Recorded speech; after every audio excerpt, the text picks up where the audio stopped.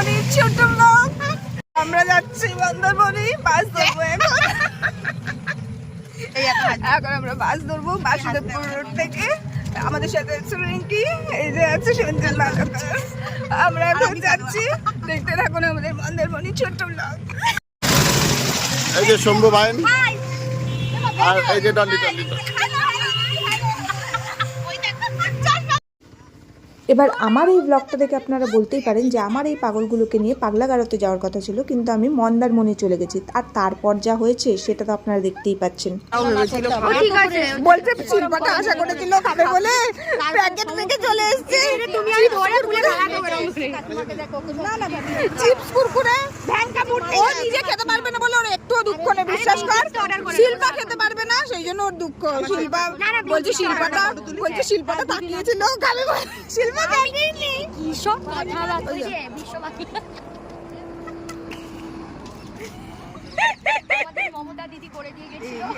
উফ, এদেরকে নিয়ে আর পারা যায় না, এরা তো রাস্তার মধ্যেই নাচানাচি শুরু করে দিয়েছে। আর এদিকে আমাদের মণিকাঞ্চন এসে দাঁড়িয়ে রয়েছে, বলছে আরে তোমরা নাচবে পরে, আগে বাসে ওঠো।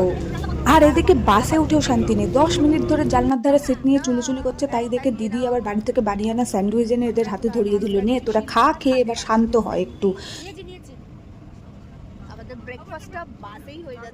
ব্যাস দেখতে দেখতে চলে আসলাম চাউলখোলা। বাস আমাদের নামিয়ে দিল, তারপরে ওখান থেকে টুক করে উঠে পড়লাম একটা টোটোতে। তারপর আমরা চলে আসলাম আমাদের রিসর্টে।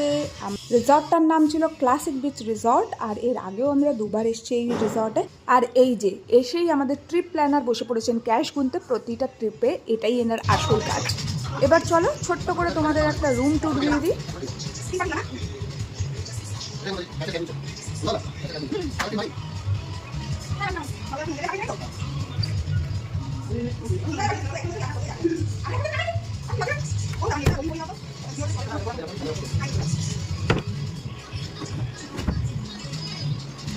নাও আবার শুরু হয়ে গেছে পাগলদের পাগলামি, দেখতে থাকো আমাদের পাগলামি। আসলে আমরা যাব এখন পুলে, তাই তার আগে একটু ডান্স প্র্যাকটিস করে নিচ্ছিলাম আর কি।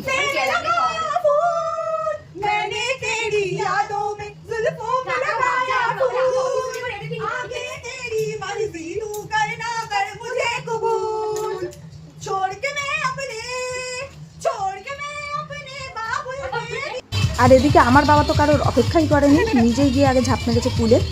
আবার এদিকে সেটিং করে নিয়েছে একটা ক্যামেরাম্যানকে, রিঙ্কি ওখানে ফটো তুলছে বাবার। আর এদিকে একে একে সবাই নামছে পুলে, আমাদের নায়ক নায়িকারা, দেখতে থাকুন। পুলে বেশ এনজয় করার পর আমরা চলে গেছিলাম বিচে। আমাদের রিসর্টের একদম সামনেই ছিল বিচ।